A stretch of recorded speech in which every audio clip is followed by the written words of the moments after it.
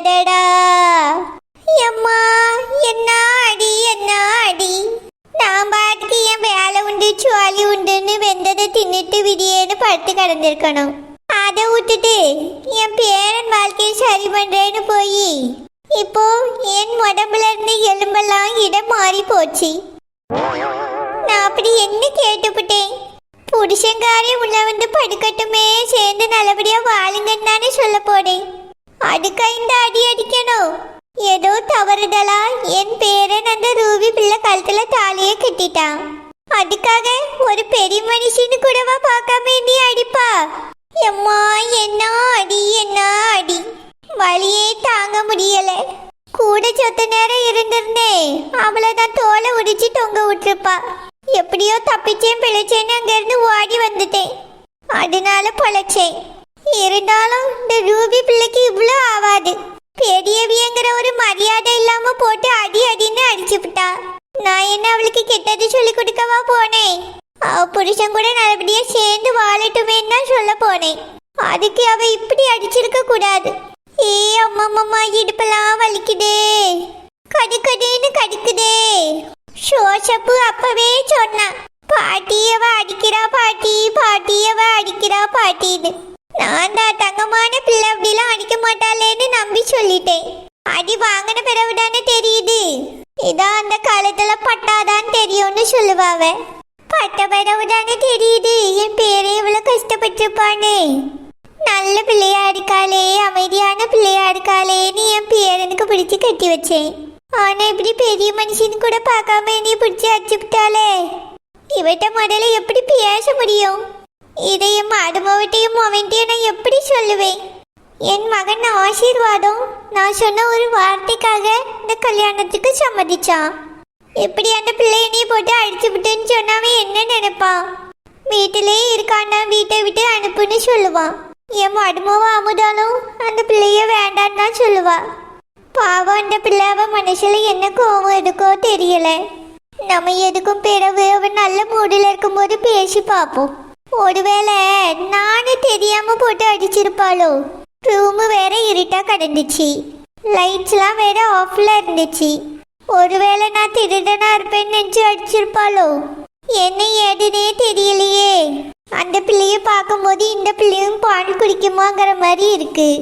ஆனா பொரட்டி பொரட்டில அடிக்குது.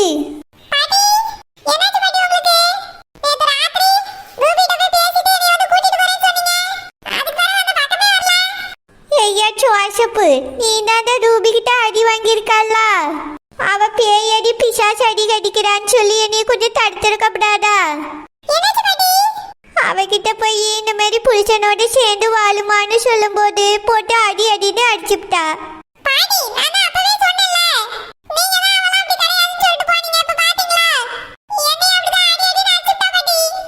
என்னை அடியோட நிறுத்தல, மிதி மிதின்னு மிதிச்சுட்டா. அந்த அடி தாங்க முடியாம வாடி வந்தவதான். இந்த ஷோபாவை விட்டு ராத்திரி முழுக்க நகரவே இல்லப்பா.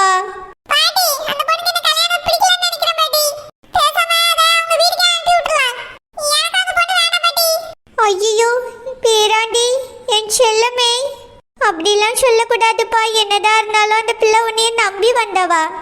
நீ தான் தாலி கட்ட போறேன்னு தெரிஞ்சோம் தாலி கட்டட்டன்னு அவ பாட்டுக்கு மணமேடையில உட்கார்ந்துருந்தா. அப்போ உன்னை பிடிச்சுதானே தாலியை கட்டிக்கிட்டா?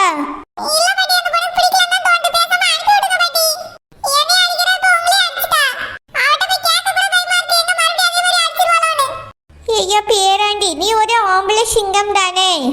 அவ அடிச்சானா அது தடுக்க முடியாதா?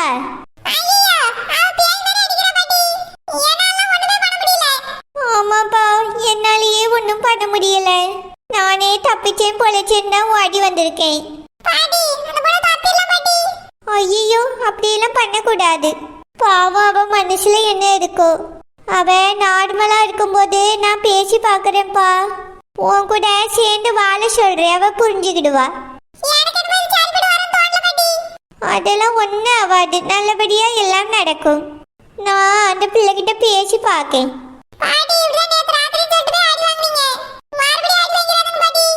ஷீஷி, இனி சிங்கிளாலாம் போக மாட்டேன். ரூபி கூட பேசுறதுக்கு கூட்டமாக தான் போகணும்னு புரிஞ்சுக்கிட்டேன். அத்தை என்னாச்சு? என்னாச்சுத மூஞ்செல்லாம் வீங்கின மாதிரி இருக்கு?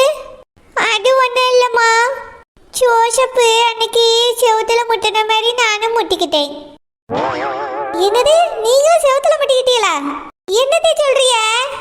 ஆமாம்மா, என் பேரன் மாதிரியே நானும் திரும்ப திரும்ப போய் முட்டிக்கிட்டேன்.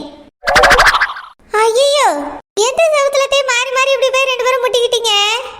என்கிட்ட காமிங்க. எம்மாடி மருமவளே அமுதா, நீயும் கூடிய விரைவில் முட்ட வேண்டிய அவசியம் வரும். அப்போ முட்டிக்க உனக்கு எல்லாம் தெரியும். எத்தே, என்ன சொல்றிய? ஒன்னும் இல்லம்மா, நான் என் வேதனையை புலம்பிட்டு இருக்கேன். எம்மா, தாயே, கடவுளே. ஏய் ஜோசப், பாட்டுக்கு என்னாச்சு? செவுத்துல தானே முட்டினேன்னு சொன்னாங்க, இடுப்பு பிடிச்சிட்டே போறாங்க. என்ன சொல்ற நீ?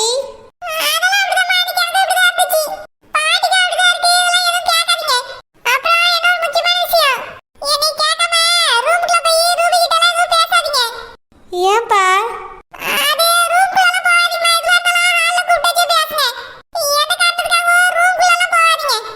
எதுக்குப்பா உன் ரூம்க்குள்ள நாங்க வரக்கூடாதோ?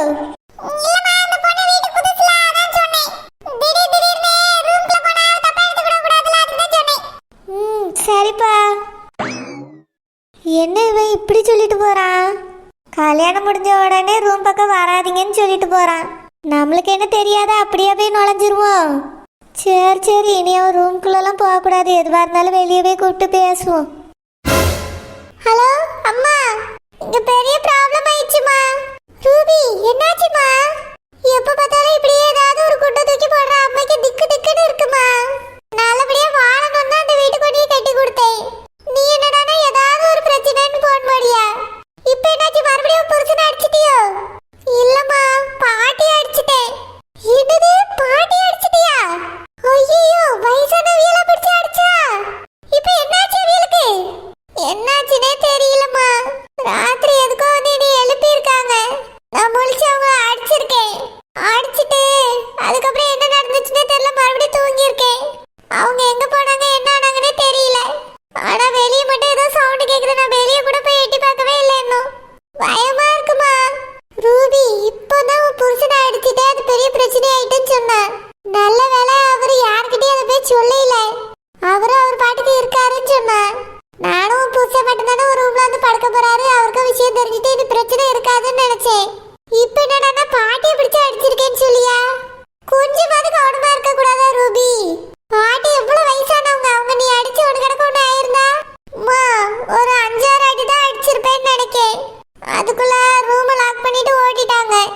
என்னால வெளியே போக முடியாம அப்படியே ரூம்ல படுத்து தூங்கிட்டேன். இப்ப நம்ம ஞாபகம் வந்துச்சு என்ன நடந்துச்சுன்னு. பயமா இருக்குமா, உடனே கிளம்பி வாயே. ஐயோ ரூபி, நாளா வரமாட்டேம்மா.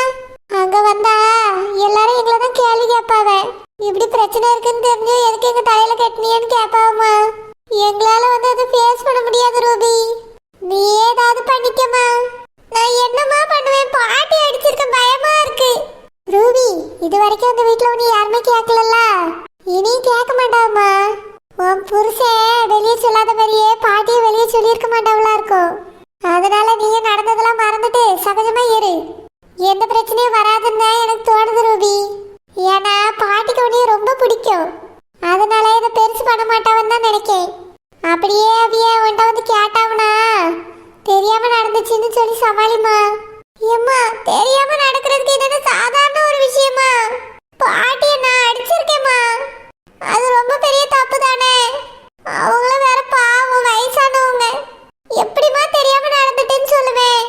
அது ஒரு கெட்ட கனவு. கனவுல பேய் மாதிரி ஏதோ ஒன்று வந்துச்சு.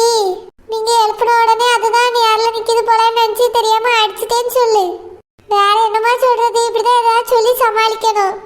நீ அவியிட்ட அப்படியே சொல்லு, கனவுல பேய பார்த்து பயந்துட்டேன், அதான் உங்க தெரியாம அடிச்சிட்டேன் பாட்டி அப்படின்னு சொல்லு. இனி நான் தூங்கிட்டு இருக்கும்போது கனவு நிறைய வரும், இந்த மாதிரி பக்கத்துல வராதீங்கன்னு சொல்லி வை. உன் புருஷன்ட்டையும் கூட அதே சொல்லுமா. இப்படி சொன்னாலே எனக்கு ப்ராப்ளம் இருக்குன்னு தெரிஞ்சிடும். ரூபிமா, பிரச்சனை இருக்குன்னா நீ எதுவும் சொல்லாண்டா. நீ இதான் முதல் தடவை தெரியாம இந்த மாதிரி கனவு கண்டு அடிச்சிட்டேன்னு மட்டும் சொல்லு. அவிய புரிஞ்சுக்கிடுவாமா, பாட்டி ரொம்ப நல்லவிய. கண்டிப்பா நீ கஷ்டப்படுத்த மாட்டாவ. நீ அவியிட்ட சொல்லி அவிய புரிஞ்சுக்கிடுவாமா. என்ன சொல்றது? அது அவர் இத்தனை நாள் தனியா படுத்து கிடந்தார்ல, கல்யாணம் ஆன பிறகு உன் கூட தானே இருக்கணும், தனியா எப்படி படுக்கலாம், அதனால தான் அடிச்சேன்னு சொல்லு. எதையாவது சொல்லி சமாளி ரூபி. வேற ஒண்ணுமே பண்ண முடியாது, உனக்கு நல்ல குடும்பம் தான் கிடைச்சிருக்கு. அங்க எப்படியாவது சமாளிச்சு அட்ஜஸ்ட் பண்ணி வாழ பாருமா. சரிம்மா. ரூபிமா, இனி யாரையும் அடிச்சிடாதம்மா. அப்படியே உன்னை வந்து எழுப்பினாலும் அடிக்காதம்மா. தயவு செஞ்சு எதுல யார் இருக்கா எதுக்கு வந்திருக்கான்னு பார்த்து யோசிச்சு முடிவெடுமா. உன்னால முடியாதுன்னு எனக்கு தெரியும், இருந்தாலும் ட்ரை பண்ணு ரூபி. இந்த வாழ்க்கையை நீ கெடுத்துக்கிடாத அம்மா, அவ்வளோதான் சொல்லுவேன். எப்படியாவது பேசி சமாளிமா. அம்மா போனை வைக்கட்டுமா? சரிம்மா. அம்மா ரொம்ப ஈஸியா சொல்றாங்க சமாளின்னு, எனக்கு தானே தெரியும் கஷ்டம் என்னன்னு. நான் தான் இப்படி ஒரு ப்ராப்ளத்தை வச்சுட்டு ரொம்ப கஷ்டப்பட்டுட்டு இருக்கேன். பாட்டி ரொம்ப பாவம், இனி ரொம்ப நம்பினாங்க, அவங்கள பிடிச்சி அடிச்சுட்டேன். இனி என்கிட்ட ஒழுங்கா பேசுவாங்களோ பேச மாட்டாங்களோ தெரியல. பாட்டி மட்டும் பேசலன்னா ரொம்ப கஷ்டமா இருக்குமே. எப்படியாவது பாட்டியை பார்த்து சாரி கேட்கணும். தென்பாண்டி சீமையில தேரோடும் வீதியில மான் போல வந்தவளை யாரடிச்சாரோ யாரடிச்சாரோ யாரடிச்சாரோ யாரடிச்சாரோ மலரும் பிறையே தேயாதே இனியும் அழுது புலம்பாதே அழுதா மனசு தாங்காதே அழுதா மனசு தாங்காதே தென்பாண்டி சீமையில தேரோடும் வீதியில மான் போட வந்தவளை யாரடிச்சாரோ யாரடிச்சாரோ யாரடிச்சாரோ யாரடிச்சாரோ பாட்டி ஐயோ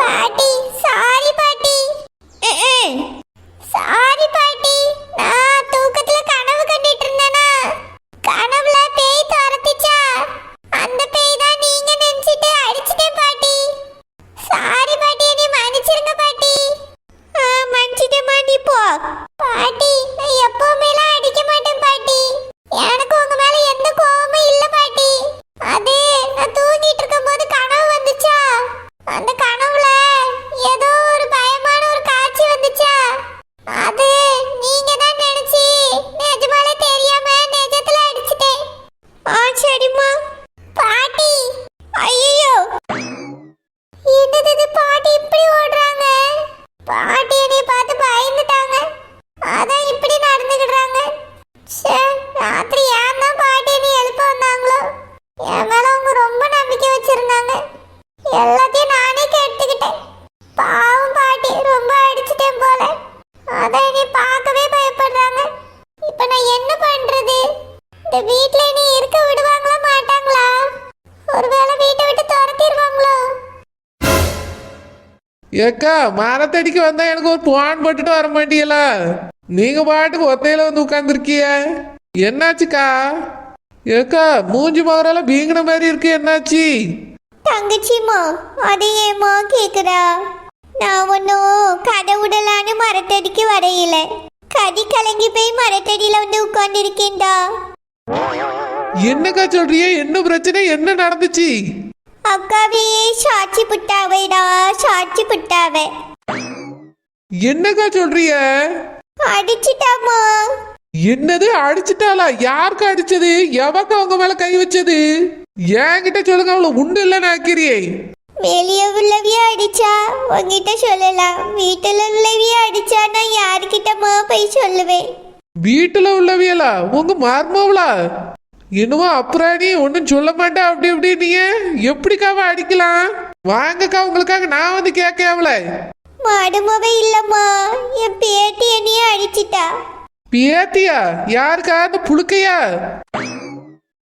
இல்லம்மா அந்த ரூபி என்னைய அடிச்சிட்டாம்மா என்னது உங்களை ரூபி அடிச்சாளா ஏக்கா சாக்கால இருக்கு உண்மையாதாம்மா ரூபி என்னைய அடிச்சிட்டா என் பேரு மொட்டை மாடியில உறங்கிட்டு இருந்தாம்மா அவனை உள்ள போடான்னே உள்ள போனா அவ அடிக்கிறான்னு சொன்னான் அப்படிலாம் அடிக்க மாட்டாளே பான்னு நான் சொல்லிட்டு ரூபிட்ட சமாதானப்படுத்த போனேன் அவன் என்னைய பிடிச்சி அடி அடின்னு அடிச்சுட்டாமா.